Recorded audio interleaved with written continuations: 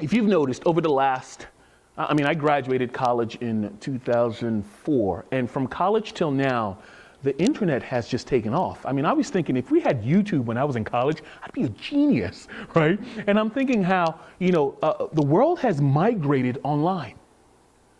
Especially in relationships, there has been a significant migration from reality-based relationships to virtual-based relationships. And what I mean by that is there are more people meeting each other online today, perhaps, that are meeting in person to start relationships. Let me share with you a few statistics to really drive home the point I'm making. I'll use just one social media outlet. How many of you guys are on Facebook? How many of you guys have a Facebook account? Okay, just pretty much 90% of the room, right?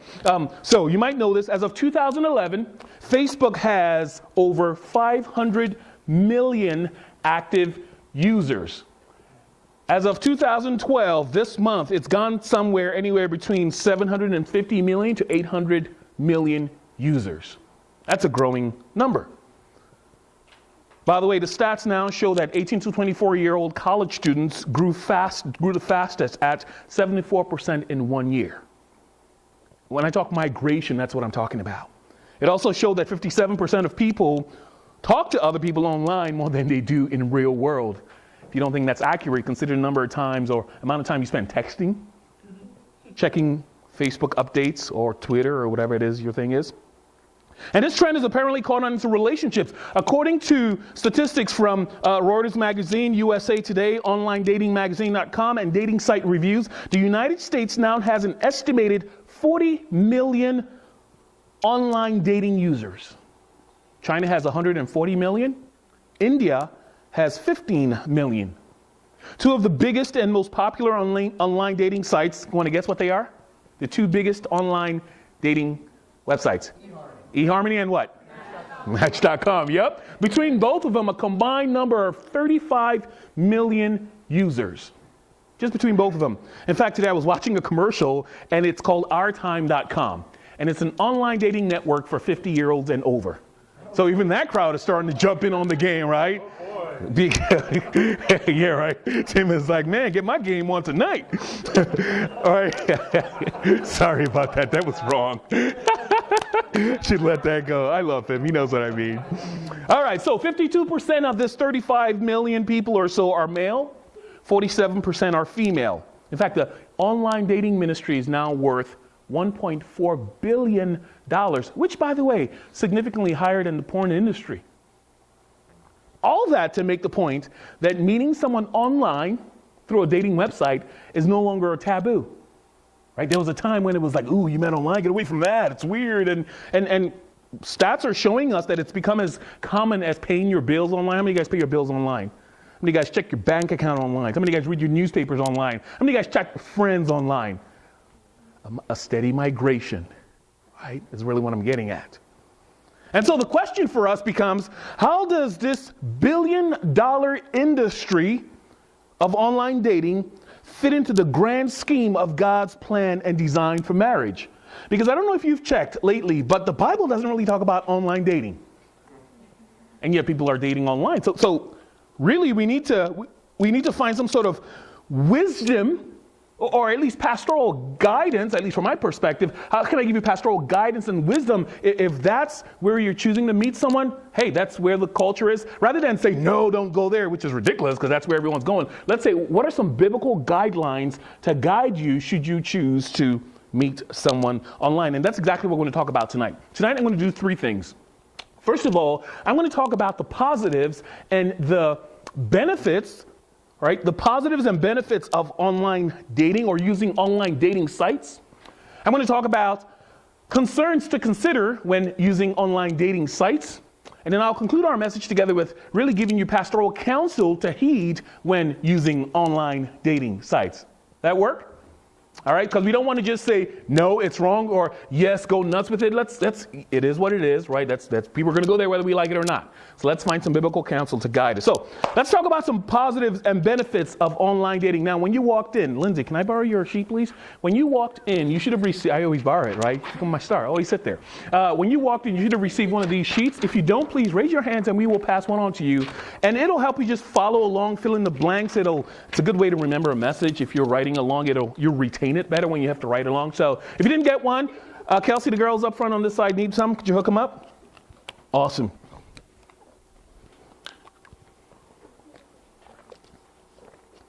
All right, so let's talk about the positives and benefits of online dating. The first one is this. Using online dating sites gives you the opportunity to interact with a larger pool of people. Using online dating sites to meet someone allows you the opportunity to interact with a larger pool of people. You know, here's the deal. Even if you go to a mega church of about 5,000 people, or at work you have 10,000 people at work, for the most part, your immediate circle of influence or your closest friends will really be about 10 people. And that's for those of you who are extroverts. Most of us only know like a handful of people. My point being, sometimes, no matter how big your circle is, it's sometimes hard to meet someone. Well, online dating sites help that out. Online dating sites statistically provide you with the opportunity to interact with a wider pool of people than those physical social venues allow. In other words, here's where I'm getting at. The odds are in your favor that out of the 35 million people on an online dating site, chances are there's one person there who's going to like you, who you will like back. A wider pool of people. In addition to that, when you're using these sites, when you have a group of friends in real life, in reality, I call it real life. Right? If you have a group of friends in a physical location and you're interacting with them, sometimes it's hard to discern, are they really interested in a relationship? And there's all that confusing signals where they're really nice to you and you think they're really looking for a relationship, but they're not. The thing with online dating sites, and the advantage there, is that when you go on these sites, you know that the people there are looking to start a serious relationship for the most part. And so that's one advantage to it, in that there's no confusing signals there. You know they're on the site because they want to meet someone. Everyone is there to meet someone, so that's clear up front when you join them. In addition to that, under that idea of a larger pool of people, when using online dating sites, you don't, at least at the beginning, you don't have to worry about the pressure of the physical attraction or the physical touch complicating things, because some of these sites allow you or require that you have a good fair amount of interaction before you actually meet each other. And so you're kind of forced to interact with one another, talk with one another. And later on, I'll share about how my wife and I met. And we didn't meet online. We met in person. I went to Nigeria for a conference, met her. But for about 9 months, we pretty much dated online. And I'll tell you how that worked out. But the advantage there was that I got to know her without the physical temptation of, ooh, I want to hug or I want to kiss, right? We learned how to talk. And here's something you will find out in marriage. Communication, number one. You need to learn how to talk. We'll get there. So it allows you the opportunity to interact with a larger pool of people. Benefit number two, or positive number two with online dating sites, is that it allows you to interact with a wider range of diverse people. So not only is the pool larger, not only can you potentially connect with more people, but that even within that pool, there's a lot more diversity in that group. Some of these dating websites that are online, and I'll really be only highlighting one or two of them. I'm not really saying one is better than the other. I'm just talking dating websites overall. Some of these dating sites do a lot of base work for you, in that before they match you up, they'll require you to go through a series of questionnaires that helps you determine what kind of person you are and who might fit best with you. With eHarmony.com, before you even begin the process, they actually require that you go through fill out a 400-question survey that's based on what they call their 29 dimensions of compatibility. I actually took that, and here's the deal. You can take that without registering for it. Might I just advise, I think it's a good thing to do. And just be careful. I'm not saying go date online. They let you do that for free. And what it is, it's put together by psychologists and sociologists, and you answer these 400 questions, and it ends up giving you a report about your personality style, how you relate with others, how others relate with you, and then I think you got to pay to find out who relates best with you. But it's a really great survey just to kind of get a better understanding of who you are. Anyway, the point being, your answers to those questionnaires, at least on some of these sites, will tell you more about your personality and recommend the type of person who would fit. So that's great if you work in a particular environment, or you live in an environment, or you play in an environment where everyone is a particular race, and you have a preference for people of other ethnicities, or you work in a particular group of people whose career field is one career, and you prefer to interact with someone who has a different career. Online dating sites allow you the opportunity to interact with a wider range of diverse people. Cool? All right. Number 3 advantage, benefit. Fact is, no matter how much pain some people, because you hear stories of people who've experienced some pain on online dating sites. Fact is, for every one of those stories, there are positive examples of success stories that end up in marriage. I mean, how many of you guys know a couple who's married today who met online? All right, a few of you guys. That's a growing trend. Yeah, I know a number of couples who met online who married today. In fact, one of our small group leaders, a couple that leads a small group at Remix, met online years ago before online dating became popular. And by the way, let me clarify. When I talk about online dating, I'm not talking about going on dates online. I'm talking about online dating sites, really talking about meeting, right? Because the whole idea of an online dating site is that you meet them there and ultimately it ends up you meet in person, right? So that's really what I'm talking about. And one couple who got married last year wrote this on one of the sites. I was reading about this. They had a video of this. She says, after meeting over a dozen matches from eHarmony, that's the bride whose name is Faith, I was about to give up on online dating until one particular profile caught my attention during a free communication weekend. To my surprise, my husband, Greg, that's the guy who she met at the time, only lived about 8 miles from me. And we hit it off right away through email and over the phone. After a few weeks, we met in person for some miniature golf and ended up having a 12-hour first date. It was while Greg was on deployment in Japan that he realized he wanted to spend the rest of his life with me. He proposed the following December, and we were married a year and a half later on April 16, 2011. All that to say, hey, listen, yes, there's some pain there, but the fact is there are some success stories from people meeting online. So those are some advantages that from a pastoral counsel, I think I've kind of observed that are benefits to online dating. Now, let me say this. I should have said this at the beginning. I got a lot of help from this message from a group of guys at Covenant Life Church in Gaithersburg, Maryland. They had written an article on this, and I read up on it, and they gave me some insight on it. And there's a book by Tim Keller titled Meaning of Marriage, and I got some insight on there. So a lot of ideas I'm sharing with you have been expounded upon what these guys wrote down. Let me just say that. So anyway, those are some advantages or some benefits that online dating has. So let's talk about the not so positives and concerns to consider when using online dating sites. Number 1 is this. It can reinforce a self-focused view of relationships. Using online dating sites can reinforce a self-focused view of relationships. Now, I know I highlighted the fact that these websites sometimes help you narrow down your pool of options to find a potential fit for you. However, I must say this. Choosing whom to follow or whom you can connect with on these dating sites can become based on superficial preferences rather than biblical standards. It really can. So upon logging in, here's what I'm getting at. You might go on one of these sites and fill out a survey, and then they give you an option of people that you could potentially be matched up with. And the list might go something like this. 5 of the people they send to you out of the 10, right? They come up with, like, this 10 people fit your profile. You'd make a great date, or you guys would make a great match. So they give you a date, and out of those 10, 5 of them are Caucasian, 2 of them are African American, 1 is Russian, and the 2 remaining are Australians. 3 of them are 6 feet or taller, 5 of them have college degrees or higher, 3 of them enjoy the outdoors, 2 enjoy dancing, and 4 of them love going to see movies, and the list goes on. And you hear that and you're thinking, awesome, I got my options, this is great. The problem with that is if you're not careful, relationships can start to seem like a buffet line, right?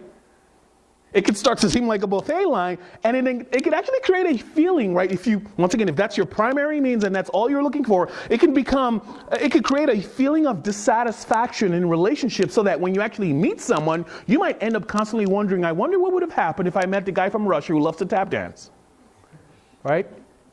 If you, once again, are not careful.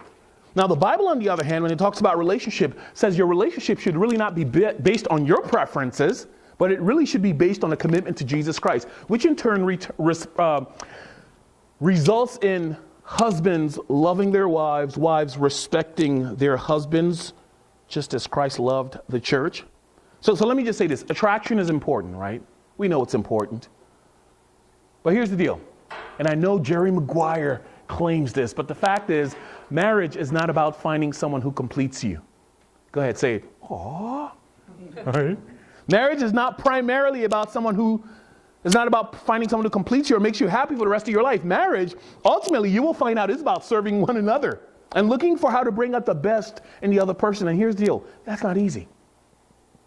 That takes work, and that takes time, and that takes years. And so that's one of the things you got to be careful about when using online dating sites, to not treat it like a buffet line. Number two, not so positives or concerns to consider is that using online dating sites can get very expensive and very time consuming. It can get expensive and it can get very time consuming. Now, most of these dating websites offer you a period of free trial. I think everything these days do until they suck you in and kill you, right? They offer a time of free trial for you to test things out, right? But eventually they ask for a fee. And for some of these dating sites, at least I went on 3 of them, and their prices range anywhere from $35 to $60 a month. Now, for some of you, that might immediately be a deal breaker because you're like, man, that's like my entire monthly budget, right? And then for others, you might be thinking, well, I could afford that. Here's something to keep in mind.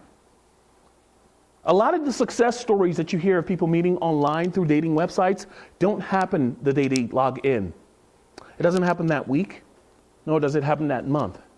In fact, on an average, some of these people who meet people online, success stories, have spent about a year being on this site, trying different matches. Some connect, some don't, before they finally meet someone. Sometimes you start the process of being matched with someone online, only to have the other person back out for no apparent reason, which in turn not only results in you not connecting with someone, but there's some heartache involved because now you don't know why they stopped connecting with you.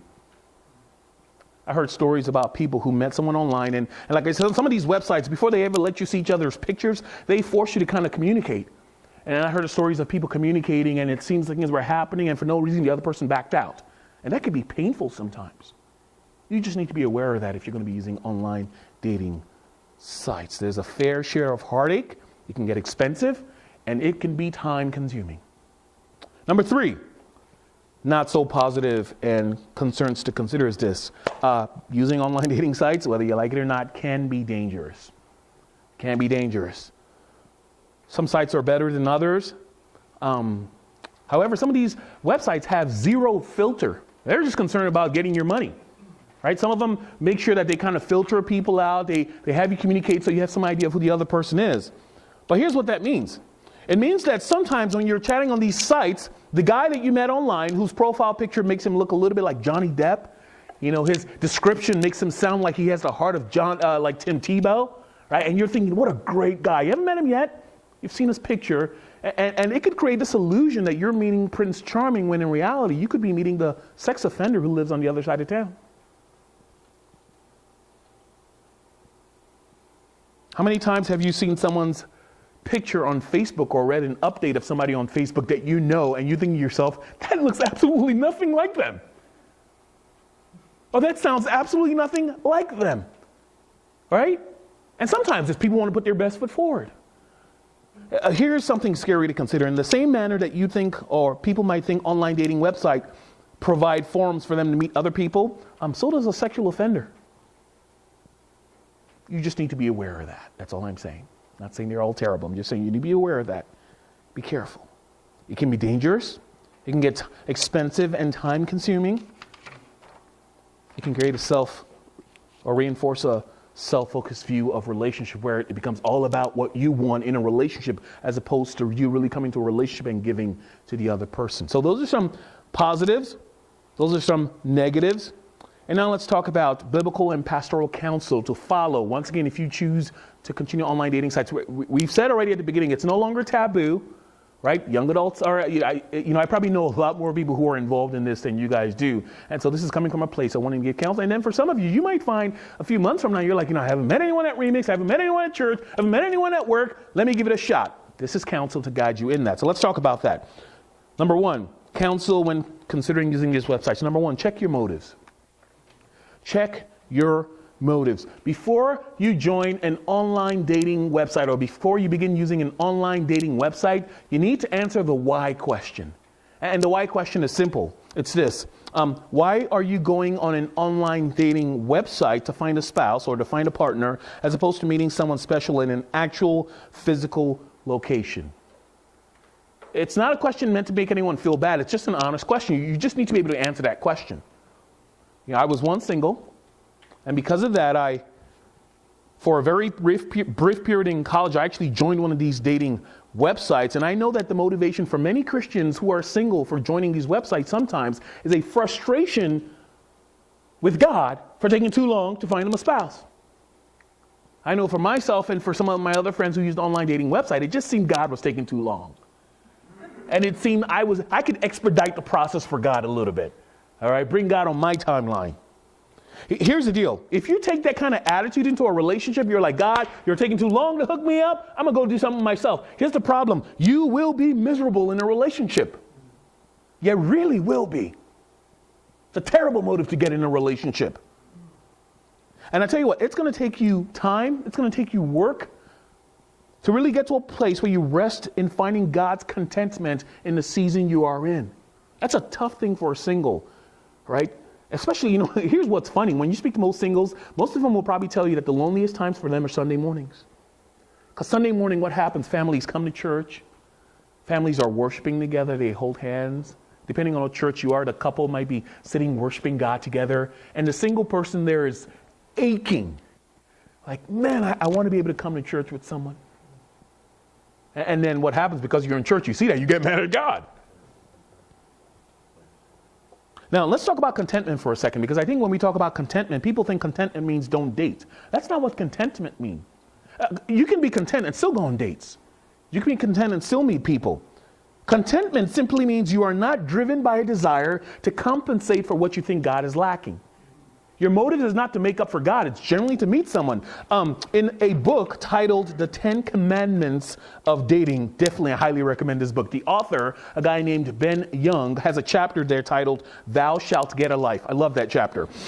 Here's what he says in that chapter. He says, if you don't have a life of your own, you won't be happy. Even if you start dating, fall in love, or get married. Why?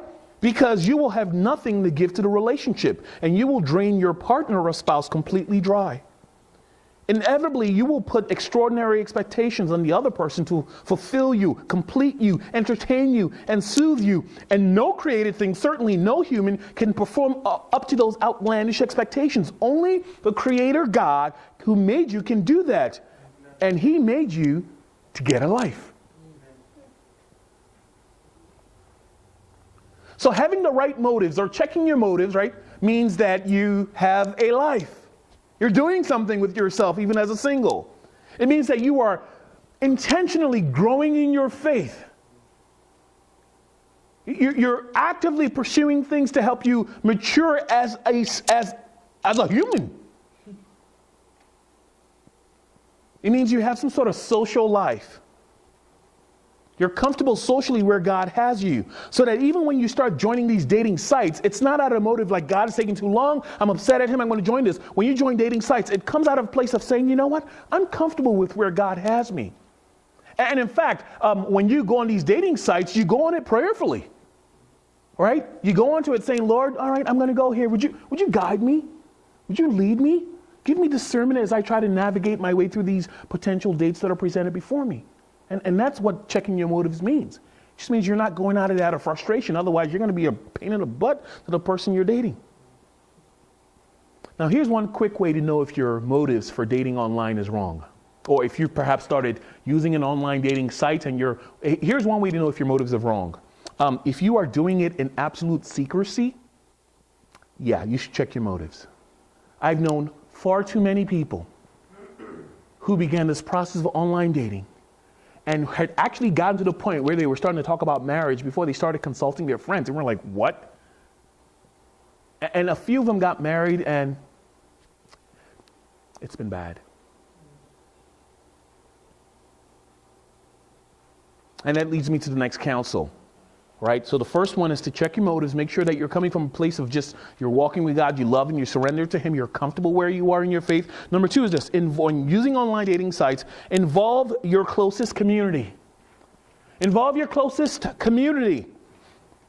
So here's the deal. The whole world doesn't have to know you're using an online dating site, but those closest to you, whom you've given permission to speak into your life. By the way, concerning mentor, how many of you guys have someone who's a mentor or a spiritual counselor, somebody you go to regularly to ask for counsel? How many of you guys have that? All right. Might I encourage you girl or guy. Stick with the same gender. Find someone older than you, someone who you look up to, somebody hopefully who is spiritually mature, right? Loves the Lord, walks with the Lord. Find someone who you respect, who's responsible. And here's what I want you to tell them. Give them the permission to speak into your life. Tell them that, you know what, I give you the permission. If you see something in my life that does not align with what God is calling me to be, or you see me falling out of character with who I'm supposed to be, or in the way I'm interacting with other relationships, I give you the permission to speak some difficult things in my life, which means they can call you out on things without you getting offended or defensive. Everyone needs that. You need somebody who's going to be mentoring you, and hopefully you need somebody who you're pouring into, so you're not constantly just sucking, right? You're pouring out as you're receiving. You with me? All right. When dating online, it's very important that you have those people around you. I would even go as far as before you start using an online dating sites, consult with those closest to you, not the entire world. Don't go online on Facebook and tell people you're trying online dating, right? But bring in the people closest to you, the people you respect, people who know you. Bring them in on it.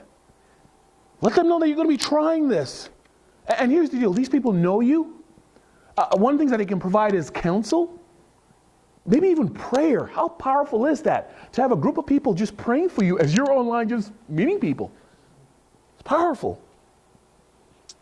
And you know what their role is? Wisdom. Wisdom. In fact, the Bible over and over, I was talking about this early on tonight, in the book of Proverbs, chapter 1, the Bible personifies wisdom. It personifies wisdom in that wisdom is referred to as a person. And in Proverbs chapter 1, it says wisdom hangs out on a street corner and is constantly yelling out for people to come hang with it. In fact, the passage says wisdom stays in the noisy parts of the streets. In other words, there's constant competition trying to get your attention. And wisdom is saying, listen to me. Here's how you find wisdom. Get around people who have wisdom. So simple, right? Find people who are smart and hang out with them. You know, I joked about this last week, but it's so true. If you are the smartest person among your friends, you need some new friends. You need to find yourself some smart people. And some of you guys just looked around like, man, we can't hang no more, right? I'm not saying keep your current friends. I'm just saying find some more friends. That's all I'm saying, right? Find some more friends. Find some wise people to be around you. Proverbs chapter 15, verse 22 says, plans fail for a lack of counsel, but with many advisors, plans succeed. Here's the reality. You can only benefit if you bring in people into this dating thing, right? All right. Involve your closest community. Check your motives. Number 3, this one is huge, man. Do not ignore the red flags. Do not ignore the red flags. Red flags is what? It's a warning sign, right? And this holds true whether you meet online or you meet in person. When using online dating sites, you need to know that everyone will put their best foot forward, right? No normal person will go on Facebook and put their worst picture up. No normal person will describe themselves as, well, I got these issues I'm trying to work through, but I'm, right? Everyone puts their best foot forward. Everyone describes themselves in glowing terms on on any online dating sites, right? Because you're trying to attract people. I don't think they're being deceptive. I think you want to be attractive, all right? In that process, however, here's what I've noticed. Even no matter how much people try to describe themselves in glowing terms or put up their best pictures on Facebook, every now and then they will slip.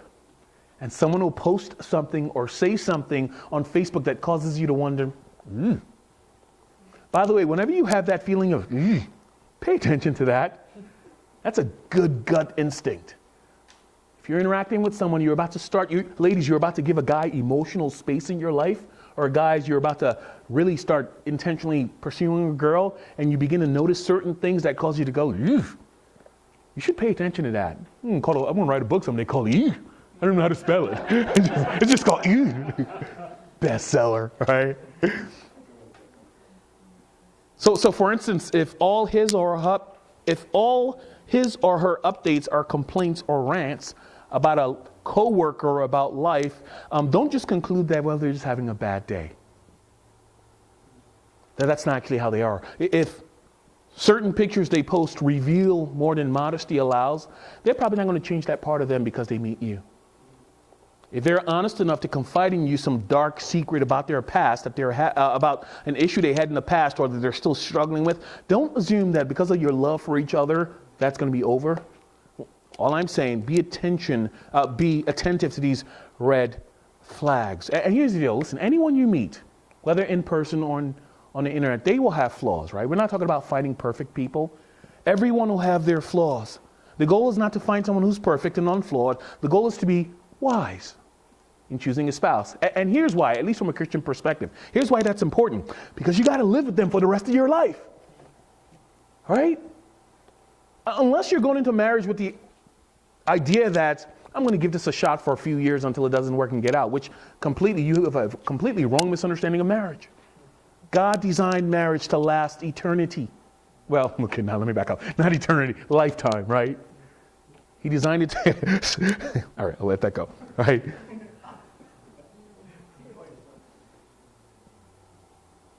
The goal is not to find someone who's perfect or unflawed. The goal is to be wise in choosing a partner so that you minimize the amount of burden that you carry in a relationship. I was talking to my wife about this early on today, and here's a good conversation to have. When you're dating someone seriously, you should talk about finances at some point. You should find out what kind of debt they have.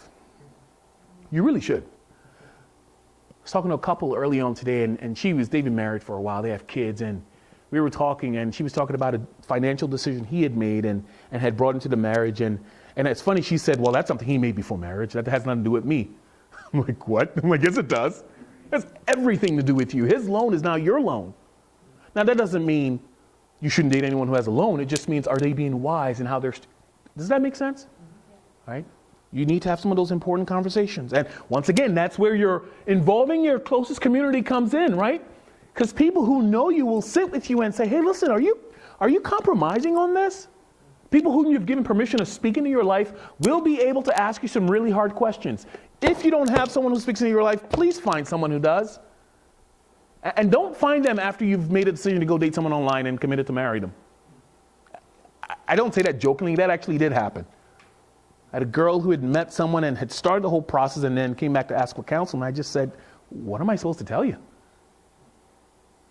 It's personal for me, so you bear with me on that. All right, number 4. Counsel to consider. Maintain your values and maintain your convictions. When using online dating sites, you got to work hard at maintaining your values and maintaining your convictions. So let me ask you guys this question. What are you looking for in a spouse? Don't answer. Just think about it. What are you looking for in a spouse? What are you looking for in a partner? Beyond physical attributes and beyond personality styles, what are you looking for? So for those of you guys who just went, well, she has to be this or he has to be, yeah, let that go. What are you looking for in a partner? You know, well, here's one common response I often hear. A common response I often hear is, well, you know, after they describe whatever attributes that they want. By the way, how many of you guys have a list of things you're looking for in a spouse? Okay, I'll come back to that in a second.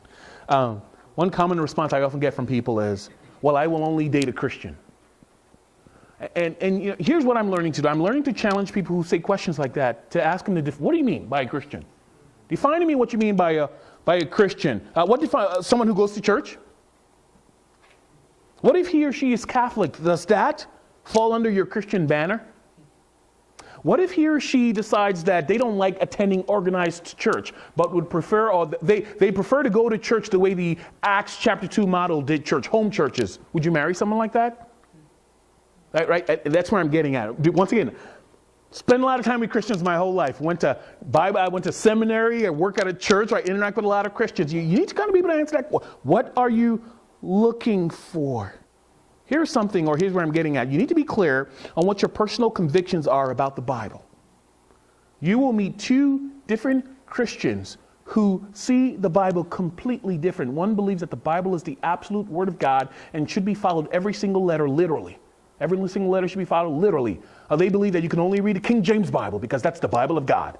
Jesus wrote it. King James, by the way, right? Some people believe that the NIV, right? What are your convictions about family, about sex, about male-female roles in marriage? Man, that one is huge, right? Here's what I'm getting at. You need to know what you believe before you go into a relationship. You need to be clear on what issues are, here we go, negotiables for you, and non-negotiables, right? Because we need to have those. You can't be like, well, I need somebody who's this tall and this kind of personality, who reads this kind of Bible, and who, right? That's kind of a little rigid.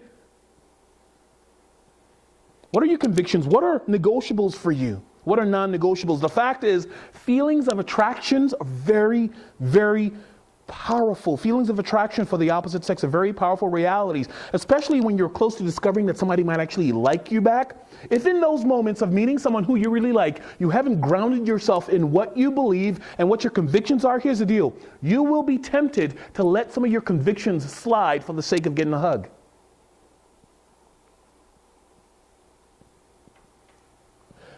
Which unfortunately will end up later on in your marriage as compromise or conflict. I've met too many people, I kid you not, who I knew very well as singles, who I now know in marriage and have completely lost themselves in that marriage. They've let go of their convictions, let go of their values simply because the other person gave them a hug or liked them back. You need to be clear on what some of your convictions are. What are your convictions about male-female roles in marriage?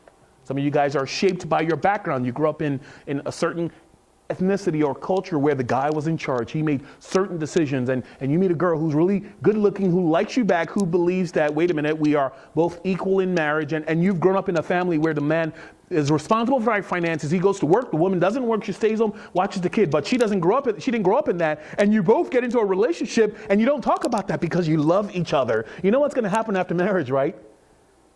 Conflict. What's that? Yeah, it's going to be hard. Before marriage, you know I have a kid. Yes, I do. You learned a lot. Please do, man. You learned a lot through that. Good to see you, by the way. You too. Good to see you. Maintain your values and conviction. And last but not least, here's this one. You're going to love this one. If you are going to use an online dating site, or you know what, if you're going to date in general, here's the deal. Take your time before making any major decision. Whew. Take your time before making any, boy, I tell you what, I was single once. I know the excitement that builds up when you finally meet someone who you think might be the one. First day I saw my wife, I knew I was going to marry her. It was weird. First time I saw my wife, I was in Nigeria. We'd gone for a conference and we walked into the hotel and she was in the lobby, and I kid you not, when I saw her, I saw this ray of light from heaven. Hallelujah. All right. Left me out to ask her to marry me that day, which she would have thought I was a creep. All right. So I'm aware of the excitement that builds up in the heart of singles when they meet someone of the opposite sex who likes them back. And I'm also aware of the desire among singles who meet someone to want to make those feelings permanent immediately. And here's what I've noticed. Two people meet each other, they like each other, they're so happy. Finally. They're so excited. And I got to be honest, I think that's great. I think you need that. In fact, if you meet someone and you're not that happy, you probably shouldn't, right? That's important. You should be happy. You should go home at night dreaming about them. Maybe not that crazy, right? But you should like them. But here's what I found. They get so happy, they're so madly in love, hence they think to themselves, you know what? Let's lock this in right now. Let's seal this happiness with marriage so that it will never go away. And so couples meet, they get excited, and they want to get married tomorrow because we want to seal that love in. You know what that's called, right? Because it ain't love. You know what that's called, right? It's called infatuation. Right? And infatuation ain't love. You know what infatuation is, right? By its very nature, infatuation is temporary. It does not last. It's fireworks. But you got to go home after it's over. One definition describes infatuation as an intense but short-lived passion or admiration for someone or something. Another one describes it as a state of being completely carried away by unreasoned passion of love. So when you meet someone, you're like, my heart loves you. And guys, that you've never written poetry in your life, you're writing poetry. Like, ladies, you're sleeping, you're like that's fine. You got to have some level of that, right? We're not knocking on infatuation. There should be some level of that. We're simply saying don't make long-term decisions based on the first date, or the second date, or the third date. Practically speaking, it means if you are using an online dating site, or you know what, if you're just dating, Practically speaking, it means you should not make any kind of commitment to each other or even expectations before meeting face to face. So if you're dating online, you're meeting the person, you're chatting online, do not make any kind of commitment to each other or any expectations until you've met face to face. Specifically, face to face in the company of friends. If you are dating someone online and you've been communicating for a while and it's time to finally meet up, might I counsel you that you do so in the company of friends. Ask them to come with their friends and you go with your friends on a date. And let that first meeting, maybe even the second meeting, be in the context of relationships. Let your friends, first of all, that's just smart, right? Because you don't want the guy or girl you're meeting is a creep or a sex offender. That's just simple counsel. Most of all, it means taking your time with online dating means you should not propose to a girl you meet online until you've met face to face and been on several dates. Ladies, do not agree to marry a guy until you've met him several times face to face. Don't talk about marriage until you've had the chance to interact with their family, especially their dad. Ladies, before a guy should ask you out in marriage, he should interact with your dad or at least a male mentor, a male role model in your life. Let him talk to your dad. You know why that's good? Because it'll let him know that there's somebody there who will beat the crap out of him if he messes up. And I mean that seriously. He needs to know that if you mess around, there's a man there who's going to protect you. He will put his life on the line for you. Amen. All the fathers are like, yep. That's so important. And guys, the other thing, let her meet your mom. Let her meet your dad. Let her see where you come from, right? So she kind of understands the family you're from. That'll tell her a lot about you when she sees your family. Once again, time is your friend. It can only benefit your relationship if you allow each other space. Now, here's one thing I've noticed. People are dating, they're wondering, man, how long do I got to wait for this before I get married, before I can ask her to marry you? Here's a good way to discern if it's time to get married. Your closest friend will tell you it's time to get married. Because they'll start saying things like, holy cow, when are you guys going to get married already? Right? If your friends are wise, they probably won't say that the first date or the second date or the third date or the fourth date. They'll start to see you guys gel and your closest friend who you've brought in will begin to tell you, so would you guys just get this done already? And here's the beauty of involving people in that process. On your wedding day, they're going to pay some bills for you. I tell you what, in our wedding day, man, the guy whom my wife was working for, a wealthy guy, owns this huge business. And I actually went up to him before I met Duca's father because I met her at his workplace. And I said, hey, listen, I really like her. Is it okay if I just talk to her about just seeing her? He was so ecstatic. And on our wedding day, this dude not only bought us our plane tickets, he paid for our vacation. Actually, no, he didn't pay. He paid for like something expensive during the wedding. And the people who I kind of brought into the relationship were the ones who paid for the bulk of the things we did in our wedding. I think, in fact, all I really paid for during our wedding was my suit. And a bunch of, what's that? The single people are like, what? Yeah, you need to make you some friends. And by the way, let me just throw this out here. When you get married, do not invite just college students because you ain't going to get nothing. I'm just saying, you need to find some wealthy, seriously, I'm telling you this. When you get married, you need to invite some married couples who have kids. All right, because they got a job and they got a steady income and they will probably, I'm serious. You think I'm kidding, right?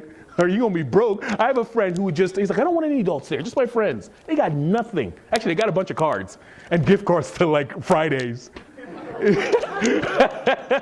need to invite you some folks who are settled in life. They will take care of you. All right, moving on. Last point. Here we go. And this last point, like I said, I took this from a book by Tim Keller, The Meaning of Marriage. Here's the last point, probably the most important one. Listen up now. Last point, counsel is this. You will never marry the right person. Right? Seems to contradict everything I just said. Last point, you never marry the right person, right? I mean, I feel like all this message I've been telling you, find the right person. Yeah, give that up. In an article titled Picky, Picky, Picky, an author by the name John Tierney makes fun of the reason some of his single friends chose to give up on their recent relationships. Here's what some of them expressed. They expressed things like she mispronounced the word, I can't even say, Goethe. How do you pronounce that? Goethe. It sounds like Goethe? Yeah, I can't say. I was going to say Goethe, and I know I was going to say it wrong, right? So one guy apparently was ticked off, broke up a relationship because she didn't pronounce that word right. Another one says, how could I take him seriously after seeing The Road Less Traveled on his bookshelf? Apparently she didn't like the book. Another one broke up because she didn't lose 7 pounds. Another one says, sure, he's a partner, but it's not a big firm. And he wears those black socks. These are reasons why people are breaking up. Well, it started out great, beautiful face, great body, nice smile. Everything was going fine until she turned around. Let it sink in.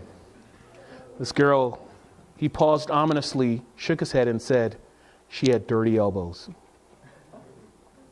In other words, these people who are expressing this want too much out of a marriage partner. You know, I've often joked about this. If we were to look at the list of some of you guys, if we were to look at the list of what you were looking for in a spouse, it would become pretty clear really quickly that what you need is not a spouse. What you need is Jesus. All right? Who's I was talking to? You know, I want blonde hair, blue eyes, prays all the time, walks with the Lord, loves his wife, loves his family. I'm like, you need Jesus. You don't need a what? What the heck is that? All right? In his book, Tim Keller writes this about thousands of couples he's spoken to and counseled. Here's what he says. He says, I've heard couples say over and over, love should not be this hard. It should come naturally. In response, I always say something like, why believe that? Would someone who wants to play professional baseball say, it shouldn't be so hard to hit a fastball? Would someone who wants to write the greatest American novel of her generation say, it shouldn't be hard to create believable characters and compelling narrative? The understandable retort is, but this is not a baseball or literature, this is love. Love should just come naturally if two people are compatible, if they truly are soulmates. The Christian answer to that is, no two people are compatible. So here it is. And there's such profound wisdom in this. The fact is, here's what we expect. We expect one sinner plus one sinner equals happily ever after. Any mathematician or any human will tell you that just doesn't work. Right? One sinner plus one sinner in a marriage equals a marriage that hopefully knows Jesus Christ and is working to be more like him. Otherwise, it ends up in disaster. Any two people who enter into marriage are spiritually broken, which among many things means they will be self-centered, and it means as humans we will always look first for what makes us happy. I don't care how pretty a bride looks on her wedding day or how great a husband looks. Marrying the person means that you're going to be messed up. You need to go into marriage understanding that everyone will be messed up. Tim Keller in his book goes on to say this. He says, the biblical doctrine of sin explains why marriage, more than anything else that is good and important in this falling world, is so painful and hard. The reason that marriage is so painful and yet wonderful is because, listen to this, it is a reflection of the gospel, which is painful and wonderful at once. Right? The gospel is this, that we are more sinful and more flawed in ourselves than we ever dared to believe, but at the very same time, we are more loved and more accepted in Jesus Christ than we ever dared hope. Amen. What an attitude. Once again, these are great wisdom to live by. And you'll notice all of this ends up at the gospel. It ends up at the gospel. By God's grace, each one of you will someday find someone who you like, who hopefully compliments you, whom you'll enjoy spending time with. When that time happens, be grateful to God. And I always say this at every marriage I've done, every wedding I've done. Please be careful never to lay on each other the expectation of perfection that belongs to God alone. Say that at every wedding, right before I ask you to kiss your bride. Be careful to never lay the expectation of perfection on someone else, an expectation that only belongs to God. The fact is this, listen up guys, your future spouse will fail you. They will say things that will upset you, and you will say things that will upset them. You know what that's called? It's called marriage. And where you learn in marriages is you learn that in spite of the hardship, right, there are going to be days where you're just going to want to storm out. She's going to want to storm out. There's going to be days where you're going to want to call it quits. For the follower of Jesus Christ, it needs to start first with him. You got to invite him in your marriage. And you know what? There's some days he'll be in your marriage and he's going to be holding both of you. You know, Jesus is doing one of this, right? And you're going to kind of learn how to surrender to him daily. Each one of you needs to learn to cultivate a growing relationship with Jesus Christ. I don't even say that just because we're in church. You really do. I'll tell you, there are times in my marriage where my wife, has looked at me and be like, oh my goodness, what did I marry? Sometimes jokingly, sometimes seriously. There have been times when I've looked at her and thought, man, you were much nicer when I got married, right? When we were dating. And I'm just being honest with you. There have been some really hard days. But I tell you, in our marriage, and by God's grace, we're still young in marriage. I'm pretty sure I'll have more war stories to tell you over the years. But in our 4 years of marriage or so, there have been some really hard days. And there have been, and here's the deal, you go to a marriage thinking, oh, well, I will have a fight with my spouse. Yeah, if you don't, there's something wrong with your marriage, right? But in our marriage, a couple of things we've done. We've learned we are working hard at fighting clean, which means that when there are arguments, and that's not always easy. We try to stick with the issue. And there are times when we have to kind of stay away from each other for a while. And then, I make a move or she makes a move, right? There are other times when I've offended her, and the way I make up is just by going to the kitchen and start washing dishes, start cleaning the house, and she sees that I'm trying to make an effort to make things right. And there are other days where she's had to wake me up in the middle of the night and say, hey, let's talk about what happened. Here's the deal. Whether you meet online or you meet in person, marriage is work. It really is work. But it takes two people. And this is important. I've heard people, I'm going to bring in 50% and she'll bring in. No, you both come in 100%. And more importantly than that, I think you both got to be working on your own to love the Lord and together as a family. Because that is the only way that you will make sense out of marriage. There will always be conflict in marriage. And here's the beauty of it. In one of the messages, one of the messages later on is titled Stay for the After Party. And we're going to talk about when the fireworks has died down in marriage. What do you do then? But for now, tonight's counsel was really this. There are benefits to online dating, right? It allows you the opportunity to interact with a larger pool of people, a wider range of diverse people. There are examples of success in marriages, some things to watch out for. It can reinforce the self-focus of your relationships. It can be expensive and time-consuming. It can be dangerous. Things to be aware about if you're going to start dating. Check your motives. That is so important. Why are you doing this? Involve your closest community. Do not ignore the red flags. Maintain your values and convictions. Know what you believe before you enter in a relationship. Otherwise, you'll compromise. Take your time before making any major decisions. And most of all, be aware, you never marry the right person. Ultimately, you work and you grow to love Jesus, to love one another in your marriage. Amen?